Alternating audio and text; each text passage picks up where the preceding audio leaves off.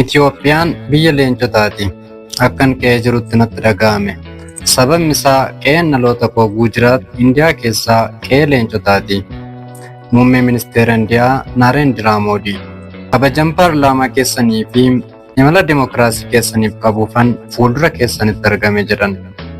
Itiyoophiyaan bakka argama luusii ta'uu himuun bakka argama hunda keenyaatti jedhan Moodiin.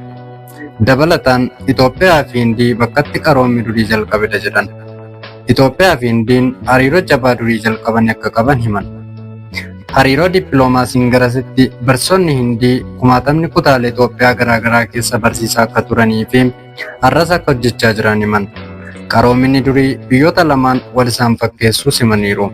Daldalli Itoophiyaa fi Hindiyaa waggaa 2000 dura jalqabe simaniiru. Kaampaanoonni Hindii Itoophiyaa keessatti gara $5 biliyoona oliin akka investi godhanis dubbataniiru. Carraa hojii namoota 75,000 uumaniiru jedhan Naareendiraa Moodii. Ministeerri muummee Indiyaa Naareendiraa Moodiin muddee 16 bara 2025 daawwannaa hojii Finfinnee yoo galan sirna ho'aan simataman. Ministeerri muummee Itoophiyaa Dr. Abiy Ahmed jila isaanii waliin buufata xiyyaaraa deemuun simatan. Naareendiraa Moodii yaada miidiyaa hawaasaa isaanii gubbaatti maxxansaniin simannaa ho'aa godhameefitti kabajan akka itti dhaga'ame ibsaniiru. Itoophiyaan biyya seenaa guddaa fi aadaa jabaa qabdudha kan jedhan Moodiin biyyoonni lamaan qaroomina wal fakkaatu qooddataniiru jedhan. Aangawoota Itoophiyaa waliin mari'achuun hariiroo biyyoota lamaanii daran cimsuu haala danda'amu irrattis mari'ataniiru. Ministeerri muummee Dr. Abiy Ahmed gama isaaniin daawwannaan kabajamoo ministeera muummichaa hariiroo biyyoota keenyaa lamaan gidduutti guddachaa dhufe kan agarsiisudha jedhan. Dabaluunis mariin geggeessaan dhimmoota waloo dursa laannuuf walta'iinsa keenya kan cimsu akka ta'u nan amana jedhan. Ministeeronni muummee biyyoota lamaanii addatti marii milkaa'aa geggeessuu isaanii simaniiru.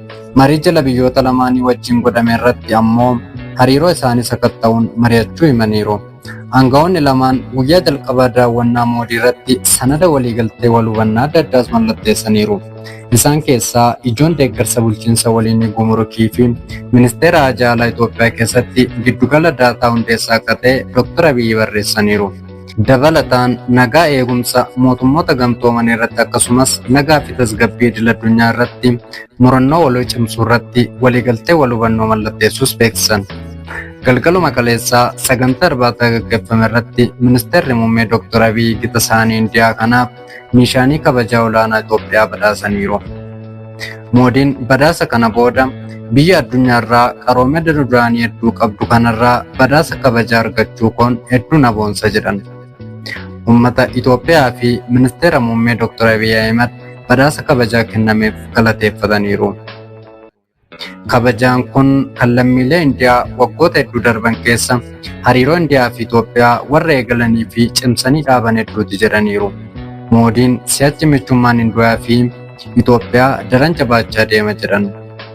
Moodiin akkuma Finfinnee ga'aniin sirna buna danfisuu Itoophiyaa irratti argamaniiru. Suura miidiyaa hawaasaa isaanii gubbaa qoodaniin sagantaan kun hambaalee hedduun badhaatuu ta'uu agarsiisa jedhaniiru. Naareendiraa Moodii Itoophiyaa yeroo daawwatan kun kan jalqabaati. Finfinnee galuu isaaniin dura ammoo Joordaanii fi Oman turanii garana dhufan. Moodii dura yeroo dhumaatiif ministeerri muummee Indiyaa Itoophiyaa kan daawwate bara 2011 waggaa 14 dura ture.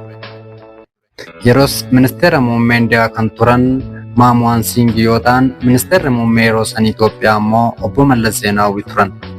Kaampaaniiwwan Indiyaa 650 ta'an dameewwan investimentii akka manufaakcharingii, huccuu, faarmaasii, ICT fi agiroo piroosesingii irratti hojjechaa jiru.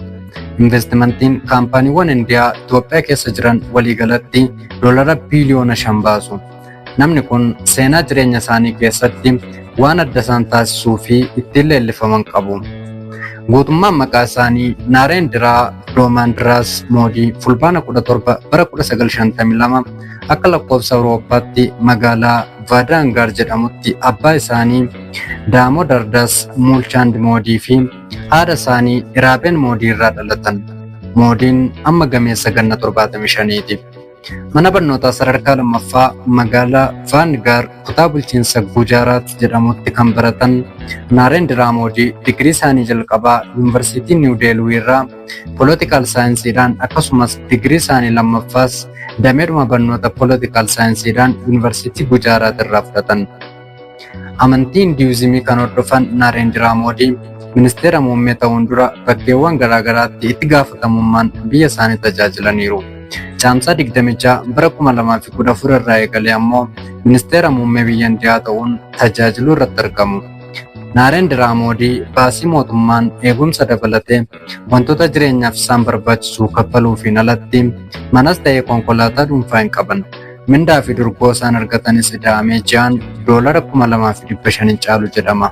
Qabeenyaan isaan hanga ammaatti qaban warqee sadan harka isaanii irraa dabalatee $350,000 caalus jedhama. Maatis ta'ee ilmaan kan hin qabne Naarendraa Moodii barreessaa fi ogeessa kaameraas turan. Kitaabileen isaan barreessaniif suuraalee isaan kaasan hanga ammaatti hedduu dinqisiifatamu. Waan jaalatanii hordoftaniif galatoomaa. Giddoo baayogiraafiidha.